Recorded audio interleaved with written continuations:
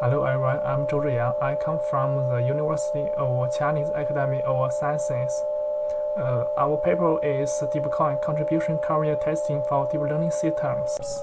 As well known that deep learning has achieved great success in various applications in the last decades. It is increasingly adopted in safety-critical systems such as self-driving car, medical diagnosis, and malware detection. This correctness and security of these DL-based systems are critical, and unreliable DL systems can lead to fatal crashes.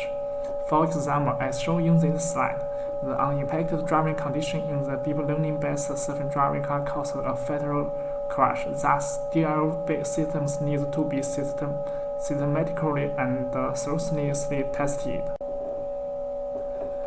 Traditional deep learning testing treats the testing activity as a black box, that is, the directly divides the majority of the dataset into the training set and divides the majority into the testing set.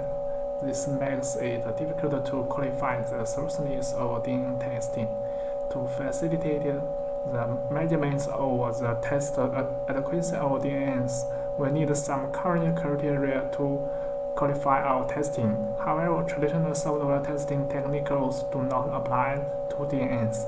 This is because the DNA decision logic is embedded in the neural connection weights and the layers, not encoded.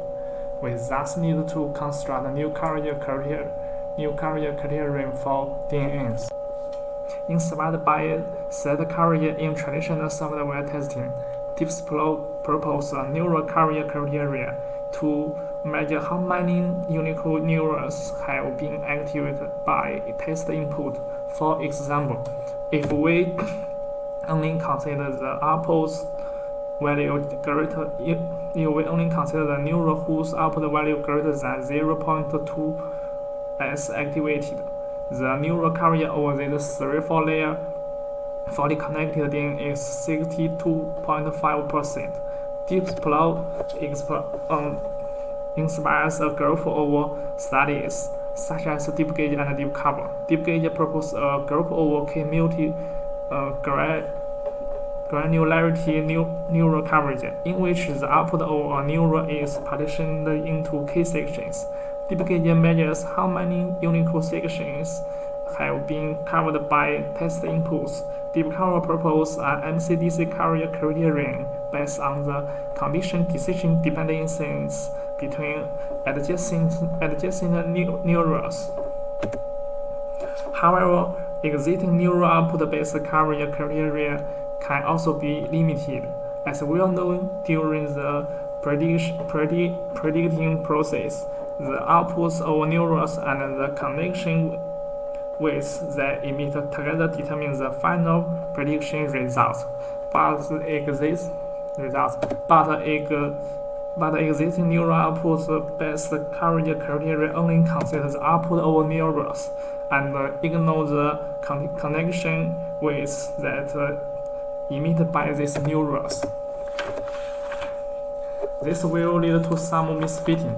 For example, as shown in the left part of the slide, if we only consider the output of neurons, then the neuron N10 that outputs 0.4 will be more important than the neuron N11 that outputs 0.2.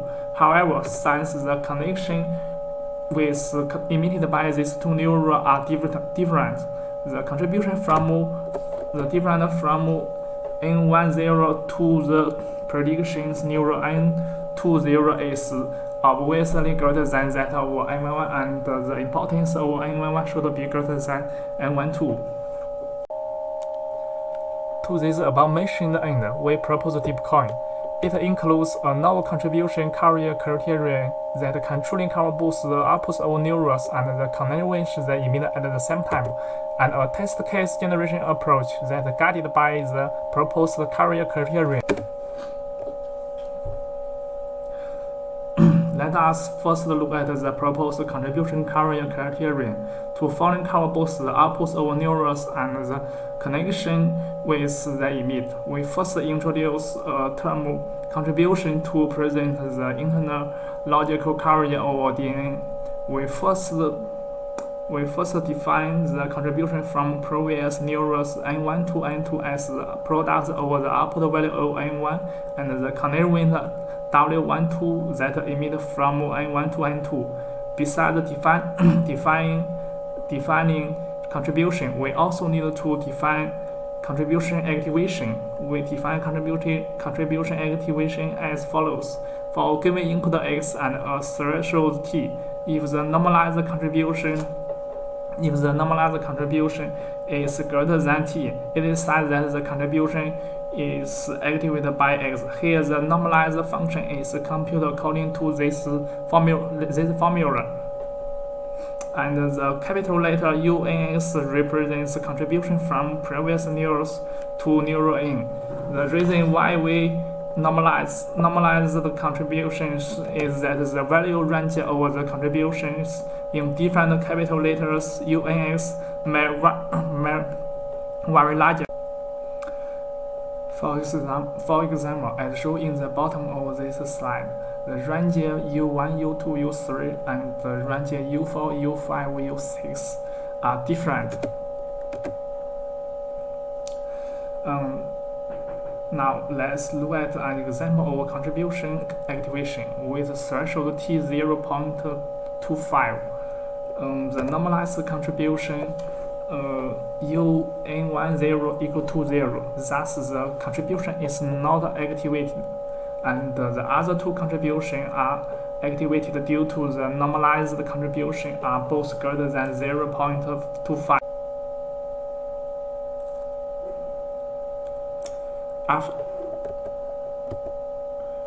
After defining the contribution activation, we need to extract the activated contributions of different inputs. We thus propose backpropagation contribution extraction, as the animation in this slide shows. It extracts activated contributions back from the output layer until the input layer. Now, we can give the definition of a contribution carrier, that is the number of activated contributions divided by the number of the total contributions in the DNA.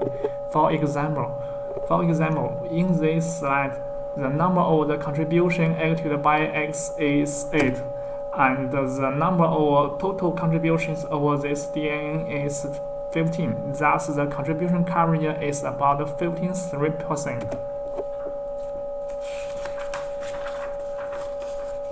After calculating the contribution carrier covered by the test set, the last question is that how to activate those contributions that have never been activated. We thus develop DeepCon generation, a contribution-guided test generation for randomly select inactivated contributions U12. If we can make both the contribution U12 and the output of neuron 2 larger, it is possible that contributions U12 can be activated. Thus, we transform the test generation into a joint optimization problem in which we construct a joint objective function. This objective function is constructed by selecting U12x and N2x. For scalability, DeepCon generation uses a gradient ascent-based method to iteratively optimize the joint optimization so that the input set X mutates towards the direction that can activate the inactive contributions U12.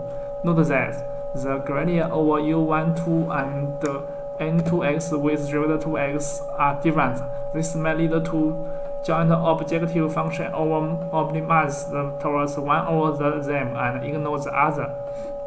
To overcome this problem, we adopt a penalty strategy, that is, add a soft hang loss and make sure U12x and N2x can be activated at the same time, specifically if a part in joint objective function is activated, we ignore the following changes of x towards the direction of this part. This strategy can make the joint objective function be optimized towards the direction of the other part and make it be activated quickly. Last, we show our experiments results. The evaluation subject is shown in the top half of this slide. We select 3 classical lineage models on mixed dataset and 2 bigger DNA models, VJJ19 and Resonate15 on ImageNet. We evaluate DeepCon and DeepCon generation by investigating 3 research questions. That is, question 1: how strong is the coverage of DeepCon? Can it scale well to larger DNAs? Question 2: compared with the existing works, how good does DeepCon perform in terms of coverage strength and adversarial example detection? And question 3: how efficient can DeepCon generation active inactive contributions and find unimpacted behaviors of DNAs? About the research question 1, let us first look at the experimental results as shown in these slides.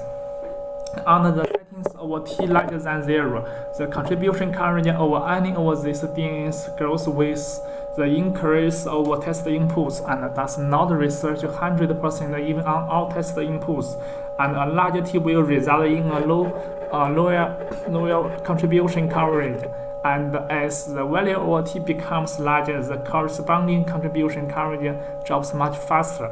Moreover, contribution coverage criteria can scale well to larger DNAs, such as VJJ19 and Resonate15.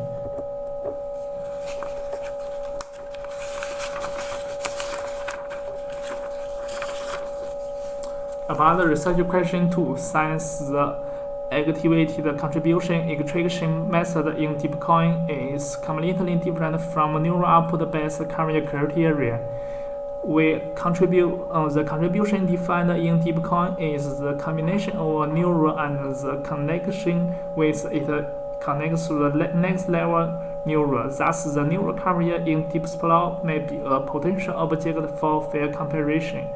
For the perspective of coverage strength, since one neural corresponds to multiple contributions, the coverage strength or contribution coverage criterion is stronger than that of neural coverage. From the perspective of usefulness in adversarial example detection, we also performed a compare of our DeepCon with neuron-output-based coverage criteria. The idea of this detection is that normal inputs from the same category tend to cover some of the same neurons, while adversarial examples tend to cover different neurons. We use DeepCon and neuron-output-based coverage criteria to extract active logical units and calculate the similarity between normal examples and adversarial examples respectively. The experimental results show that, on average, the AUC of DeepCon exceeds that neural output-based coverage criteria by 13%. About the research question 3, based on previous experiments, we try to activate the remaining inactivated contributions of all models. As shown in this slide, on average, DeepCon generation can efficiently activate 93.63% of the remaining inactivated contributions, and while neural coverage failed to expose any defections of DNAs, about 62.6% of the generated test of DeepCon generation can lead to the mispredictions of DNAs. The higher proportion of adversarial examples in the generated example indicates that contribution coverage has higher potential usefulness in exposed DNA defections. Thank you for your listening. Is there any question?